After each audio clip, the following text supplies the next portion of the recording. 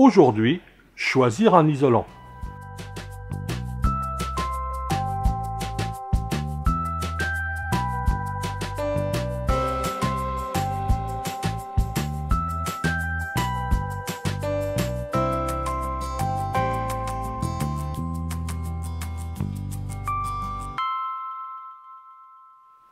Un isolant se choisit selon des critères de sélection. Les miens sont développés dans une autre vidéo. Ils sont, au niveau des performances, un bon lambda, un bon déphasage, une bonne perméance à la vapeur d'eau ainsi qu'un bon pouvoir hygroscopique. Au niveau environnemental, un bon bilan énergie grise et carbone, sa recyclabilité et enfin, au plan sanitaire et sécuritaire, un bon comportement face au feu, c'est-à-dire non-transmission de la chaleur en cas d'incendie et pas de vapeur toxique en cas de combustion ou pyrolyse. Lors de l'utilisation normale, pas d'émissions toxiques dans l'habitat. Les isolants, selon leur origine, peuvent être classés dans 3 grandes familles, qui, selon mes critères, arrivent dans l'ordre suivant. En tête, les isolants d'origine végétale. En second, les isolants d'origine minérale. Enfin, en troisième position, les isolants d'origine pétrochimique. Certains parlent d'une 4e famille, les matériaux réflecteurs qu'ils appellent aussi isolants minces. Je les exclus d'emblée car à mes yeux insuffisamment performants et lourdement handicapés face à une majorité de mes critères. Dans cette vidéo, nous allons passer en revue les isolants à privilégier selon leur destination, ainsi que leurs différentes techniques de mise en œuvre selon les contraintes rencontrées. Nous allons aborder les différentes destinations d'utilisation, les combles perdus, les toitures et murs par l'intérieur, les toitures par l'extérieur, les murs par l'extérieur, l'isolation sous chape et enfin les crépis isolants en finition intérieure. Parlons tout d'abord des combles perdus. Pour les combles perdus, toujours préférer un isolant en vrac. Si présence d'un ancien isolant, il faut impérativement l'enlever. En premier choix, les vracs d'origine végétale avec, en tête, sa star incontestée dans cette destination, la ouate de cellulose. Elle est facile et rapide à mettre en œuvre et à stabiliser. En second choix, je retiendrai la laine de bois en vrac, puis la laine de coton et la fibre de chanvre. Beaucoup plus loin, la chènevotte de chanvre, le liège en granules et enfin, faute de mieux, les isolants minéraux, laine de roche et laine de verre en vrac. Ensuite, l'isolation de toit ou de mur depuis l'intérieur. Cette option induit des travaux lourds à suivre sur le plan finition et déco. Reprise de tous les parements intérieurs, placo, lambris ou autres, les faïences, refixer les étagères, les radiateurs, appareillage électrique, plaintes, etc. Par contre, à l'occasion d'une construction ou d'une rénovation très importante, isoler par l'intérieur peut trouver tout son sens. Si vous réalisez ces travaux vous-même, tenez-vous-en au panneau ou au rouleau plus simple à maîtriser. La laine de bois, la laine de lin, la laine de chanvre, la laine de coton, la ouate de cellulose en panneau, le liège en plaque, etc. Si vos moyens ne vous permettent pas mieux, laine de roche ou laine de verre. Si vous faites appel à un professionnel formé et compétent, la ouate de cellulose et la laine de bois insufflée sous pression, le liège insufflé en vrac sont très performants, stables et assurent de très bons niveaux de continuité dans le manteau isolant. La ouate de cellulose projetée humide à structure ouverte est une excellente solution.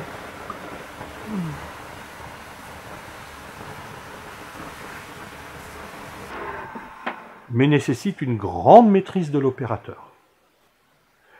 Isoler en toiture depuis l'extérieur. Il faudra alors déposer la couverture et couvrir avec des bâches en cas de risque d'intempéries durant les travaux. Si cette opération est bien faite, la maison peut être occupée sans aucun problème.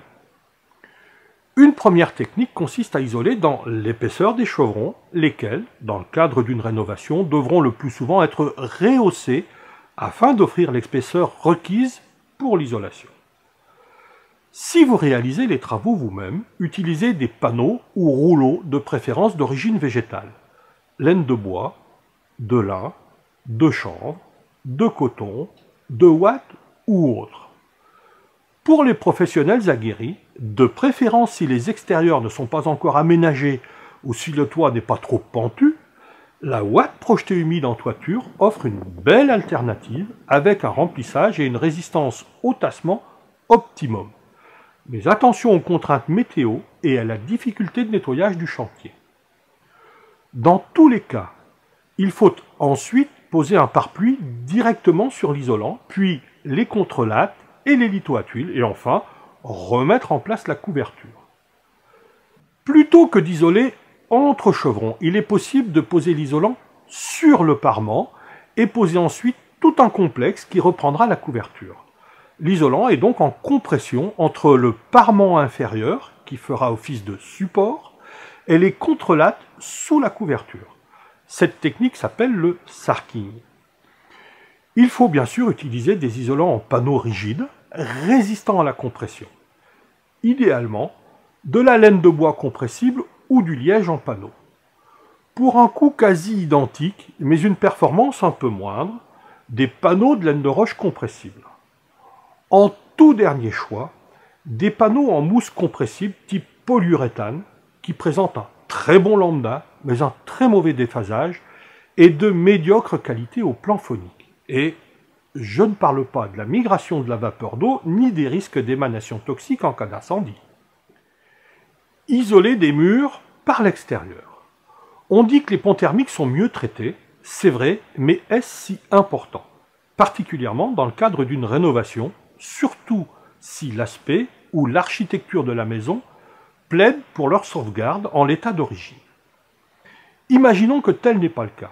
Plusieurs possibilités s'offrent alors à vous. Soit vous fixez des plaques d'isolant rigide contre les murs, panneaux qui recevront directement le crépi final. Je vous recommande la laine de bois haute densité. Soit vous fixez des lambourdes au mur pour créer des caissons de l'épaisseur voulue et vous remplissez avec un isolant en panneau ou rouleau. Je vous conseille les laines de bois, lin, chanvre, ouate, coton ou autres, toujours d'origine végétale. Ensuite, vous posez un pare-pluie. Les panneaux ou rouleaux entre lambourdes peuvent être remplacés par de la ouate de cellulose ou de la laine de bois en vrac, insufflée sous pression en verticale derrière le pare-pluie qui aura été posé préalablement. Ces techniques assurent d'excellents remplissages et tenues contre le tassement si elles sont bien maîtrisées. Elles sont à réserver aux professionnels formés. Autre possibilité, toujours en remplissage entre lambourdes, mais avec pose d'un parement ou d'un pare-pluie, la ouate de cellulose projetée humide. Là encore, à réserver à des professionnels formés. Pour obtenir une efficacité globale optimale, les menuiseries doivent être posées à l'extérieur du mur, avant l'isolation, laquelle doit venir en englober le dormant. Le tour d'horizon ne serait pas complet si je n'abordais pas l'utilisation de panneaux polystyrène. Je n'aime pas du tout cette technique, entre autres à cause de sa non-perspiration et du blocage de l'humidité dans les murs. Si elle peut, à l'extrême, être admise sur des murs en béton, donc déjà relativement étanches, elle est à proscrire absolument sur des murs en pisé, pierre, briques, ossature bois ou autres, car elle sera source de graves désordres à plus ou moins long terme. Dans tous les cas, la finition de la façade pourra être réalisée aussi bien en crépi sur grillage ou sur panneau rigide, en bardage, peinture ou comme bon vous semble.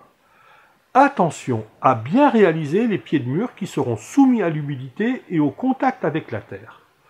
Dans la famille des isolants végétaux, une seule possibilité, le liège en panneau, ou dans les isolants pétrochimiques, du polystyrène. Isoler sous une chape. La chaleur monte, le plancher n'est donc pas une des zones les plus délicates à traiter. On se contentera donc d'une résistance thermique moins grande. Cependant, cette isolation contribuera à la performance globale et à un meilleur sentiment de confort à température donnée. De plus, si vous prévoyez un chauffage au sol, vous limiterez grandement les pertes de calories et améliorerez le rendement. L'isolant doit supporter la compression de la chape. Je vous recommande le liège en panneau qui, pour une faible épaisseur, assurera une nette amélioration. Vous pouvez aussi réaliser une chape isolante avec des agrégats d'origine végétale, granules de liège, chènevotte de chanvre, entre autres, en milieu humide, de la pouzzolane ou du verre cellulaire. Dans tous les cas, vous pourrez lier à la chaux, liant plus sain, plus perspirant et moins caloporteur que le ciment. Si vraiment ces matériaux sont trop chers, il vous reste les plaques de polystyrène, sachant que le polyuréthane sera, lui, à éviter en milieu humide. Isoler dans un plancher. Il s'agit le plus souvent d'une recherche d'isolation phonique entre niveaux. Attention, le taux de remplissage est primordial pour de bonnes performances. Les isolants d'origine végétale sont moins facilement traversables par des flux d'air, ce qui est prépondérant dans ce domaine. Il est possible d'opérer depuis le dessus, par soufflage à l'air libre d'un isolant en vrac, tel qu'une ouate de cellulose ou une laine de bois. Possible également d'opérer avec des isolants en panneau ou rouleau. Il est aussi possible d'opérer depuis le dessous, soit avec du vrac insufflé en caisson fermé, technique réservée aux professionnels formés, soit avec des panneaux ou rouleaux découpés aux dimensions des espaces à remplir. Les enduits intérieurs correcteurs d'effusivité. Si l'on parle parfois de crépi isolant, il faut garder à l'esprit que la résistance thermique d'un crépi épais de quelques centimètres n'est pas comparable à la résistance thermique obtenue avec 15 à 20 cm d'isolant posé en intérieur ou en extérieur des murs. Cependant, ce parement intérieur est avantageux sur un mur en pierre, car il s'accommode très bien de l'irrégularité de ces murs. Il vous apportera une finition dans l'esprit d'une maison ancienne, avec des angles sans arête bien droite, mais plus arrondis.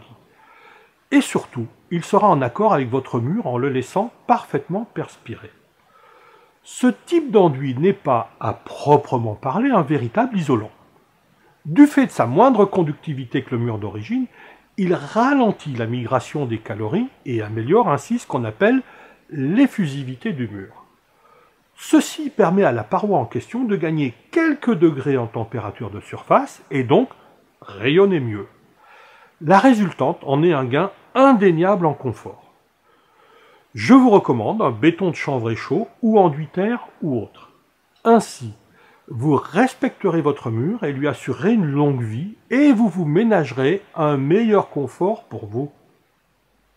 Pour tout isolant en contact avec une source importante de chaleur, tel qu'un conduit-feu, un point lumineux ou autre, il vous faudra n'utiliser que des matériaux dits ininflammables, tels que la vermiculite, la perlite, la laine de roche, etc. Ces matériaux sont classés soit M0, soit avec un début de classement avec un A majuscule. Ce tour d'horizon ne se veut pas exhaustif. Il fait la part belle aux isolants d'origine végétale, ce qui ne signifie pas que les autres sont mauvais ou nuls. Non, simplement, les isolants d'origine végétale présentent, selon moi, les meilleures performances. J'espère vous avoir aidé dans vos sélections et vous encourage à les affiner et les conforter en visionnant mes autres vidéos autour du même sujet. Si cette vidéo vous a plu, faites-le savoir par un like, partagez-la avec vos amis ou vos relations et abonnez-vous. Que vous soyez particulier ou professionnel, vous pouvez avoir d'autres renseignements sur mes autres vidéos ou sur mes autres supports.